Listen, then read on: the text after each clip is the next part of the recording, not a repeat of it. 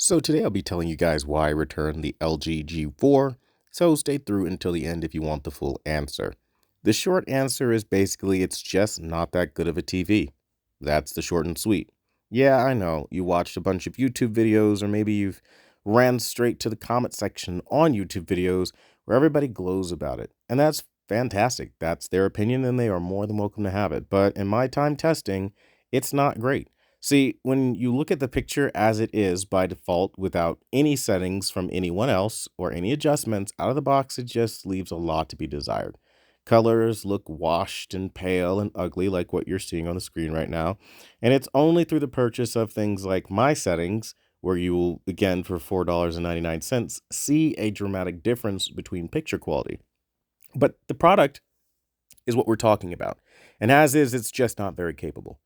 For starters, it's rocking a WOLED. Now, if you're not new to, or you're new to panel technology, it's basically outdated picture quality for OLED. Quantum dot OLED is the next step up. That's that first part of it. But then the second part of it is then let's say we just take QD color out of it. It's still dated in its approach. Its speakers don't sound good at all. So you're going to have to buy better speakers. Its game mode is awful. You have literally one of the dimmest pictures I think I've ever seen in SDR gaming. I mean, it gets to a point where you try to justify the price tag of $25.99 before a sale price of $2,200. It's just astronomically expensive for no real reason. It's old technology, outdated sound, and terrible game mode keep it from being any champion anytime soon. Then you factor in the price point, it's A95L pricing. For that, buy a Sony A95L. It's also Samsung S95D pricing. Just buy a Samsung S95D, or if you can find it, an S95C. I mean, or an S90D. I mean, it gets to such a point where your competition is too stiff at this price point.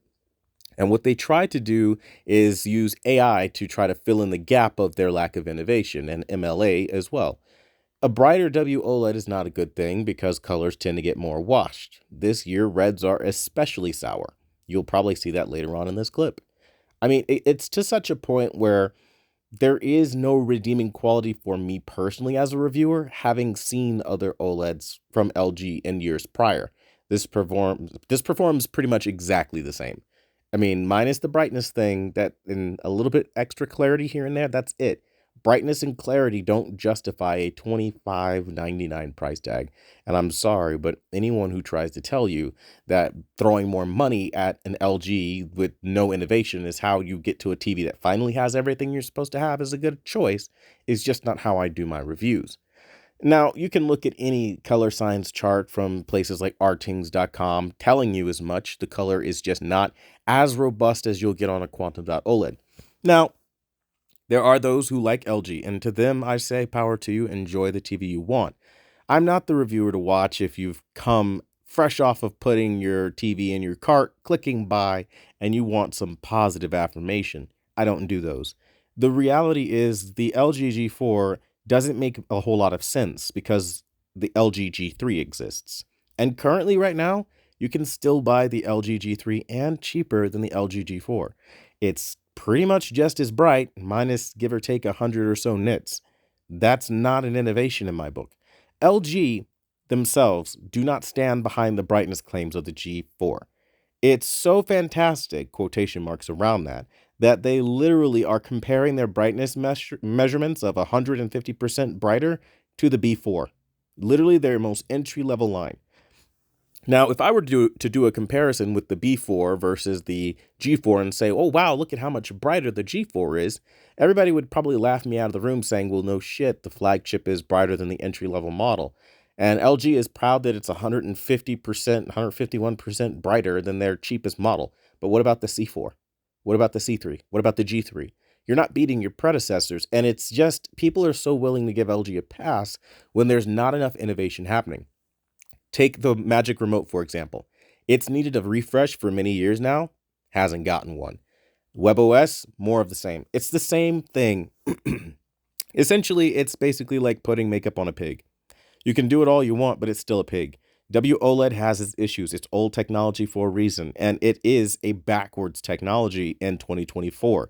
There just isn't enough of an incentive or reason to open up your pocketbook and start throwing money at something that you know good and damn well the moment you leave the store has already been outdated technology. It's stupid. It literally is a stupid financial decision. Now, I don't care how people try to justify it. Your TV is not going to have the brand new efficient quantum dot technology that you're going to have on these Gen 3 panels. You're not going to have a lot of the features. I mean, it's like Sony's on board, Samsung's on board, and LG needs to just bite the bullet, stop being prideful, and go QD-OLED. I truly believe if they do swallow their pride, they will be one of the best TVs, quite frankly, ever to grace our presence because they have motion down, they have great clarity, and their brightness isn't bad. It's not the highest we've ever seen on an OLED, but it's not bad.